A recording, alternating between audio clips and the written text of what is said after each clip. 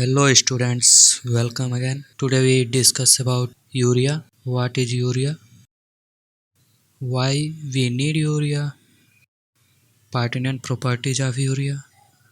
Raw materials and chemical reactions. Manufacturing process and use of urea. First is what is urea? Urea is an organic compound. It is the most important nitrogenous fertilizer in the country because of its high nitrogen content. It contains about 46% nitrogen. And the main function of urea fertilizer is to provide the plant nitrogen to promote leafy growth and make the plants look lush. Here, second question is why we need urea. The main use of urea in some plants. We know that near about all of the plants of the world take nitrogen in nitrate form, but paddy and sugar can take nitrogen in ammonical. So we produce urea. Here third point is pertinent property. Molecular formula NH2CO NH2, molecular weight 60.05, melting point 137 degrees centigrade, boiling point, it may decompose, specific gravity 1.34 at 20 degrees centigrade, solubility urea is highly soluble in water, 110 gram per 100 gram at 20 degrees centigrade, 135 gram per 100 gram at 100 degrees centigrade. Grade urea manufactured in two grade. First is technical grade, second is fertilizer grade. Here now start raw materials. Raw materials are ammonia and CO2 and important chemical reactions are 2NH3 plus CO2 at high pressure and low temperature gives NH4COO NH2. It is an exothermic reaction and reversible reaction. Second one, NH4COO NH2 at low pressure and high temperature NH2CO NH2 plus H. It is an endothermic reaction. Here NH2CO NH2 is urea. There is a side reaction which may take place in that reactor at high temperature. That is NH2CO NH2 plus NH2CO NH2 at high temperature NH2CO NHCO NH2 plus NH3. Here NH2CO NHCO NH2 is biurate. Let us start video. सबसे पहले ammonia और CO2 as raw materials ले लेते हैं. Ammonia 3.5 moles और CO2 1 moles लेकर के reciprocating pump के द्वारा हाई प्रेशर पे फीड करते हैं. जैसे ही इसका प्रेशर 180 atm हो जाता है तो इसको रिएक्टर में दे देते हैं. रिएक्टर का टेम्परेचर लगभग अबाउट 185 डिग्री सेंटीग्रेड होता है. और जैसा कि हमने रिएक्शंस में देखा है, इसमें दो रिएक्शंस होते हैं. फर्स्ट रिएक्शंस एक्सोथर्मिक रिएक्शन होता है.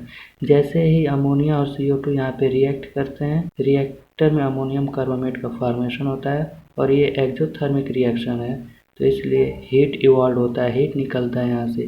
तो इसके लिए हम रिएक्टर के बाहर से जैकेटिंग करके H2O से कूल करते रहते हैं. यहाँ से जैसे ही हमको 100% अमोनियम कार्बामेट का कन्वर्जन हो जाता है तो फिर सेकेंड रिएक्शन स्टार्ट हो जाती है. जैसे सेकेंड रिएक्शन होता है अमोनियम कार्बामेट यूरिया और वाटर में चेंज होने लगता है. यहाँ से कन्वर्जन होने के बाद अबाउट 60% कन्वर्जन जैसे ही हो जाता है, ऊपर से हमें urea, ammonium carbamate, H2O, ammonia and CO2 find होता है, जिसको हम प्रेशर कम करके एक स्टीम से हीट करते हैं.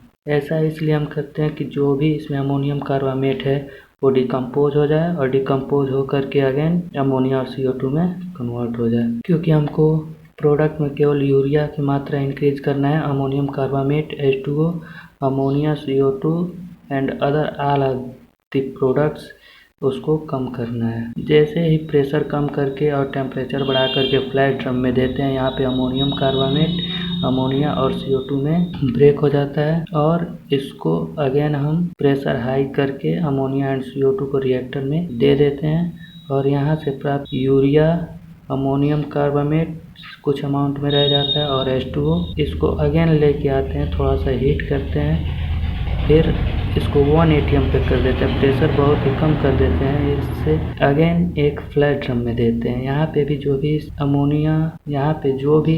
अमोनियम कार्बामेट शेष बचा रह जाता है वो डिकम्पोज हो जाता है और यहाँ से 80% एक्वस यूरिया में फाइंड होता है। यानी कि यहाँ से जो भी हमें यूरिया मिलता है उसमें यूरिया की कंसंट्रेशन अबाउट 80% होता है।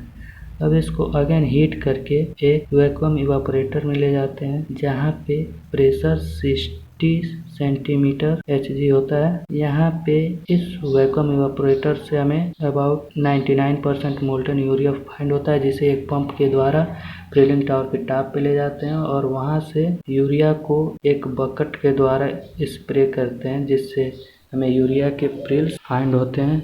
यहाँ पे प्रीलिंग टावर में स्लॉट्स कटे होते हैं जिससे एयर्स आते हैं और ऊपर से यूरिया के प्रिल्स आते हैं जो एक दूसरे के काउंटर करेंटली कांटेक्ट में आते हैं और हीट का ट्रांसफ़र होता है। यूरिया के प्रिल्स कूल होते हैं, सॉलिडिफाइड हो जाते हैं और नीचे चले आते हैं और एयर की डेंसिटी हीट होने के कारण उसकी डेंसिटी कम हो जाती है एयर की और ये ऊपर से निकल जाती है। नीचे हमें प्रीलिंग टावर से यूरिया के ग्रेनुल्स प्रिल्स फाइंड हो जाते हैं। इस प्रकार हम यूरिया बनाते हैं।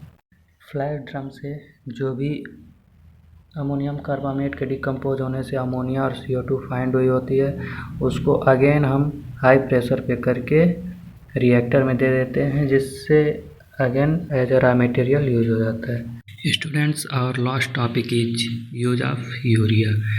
मीन्स यूरिया का यूज हम कहाँ करते हैं। तो first of all urea mainly use as fertiliser, second as a cattle feed in developed countries, third used for manufacturing of formaldehyde, fourth in medical fields, fifth as a thermosetting reagents.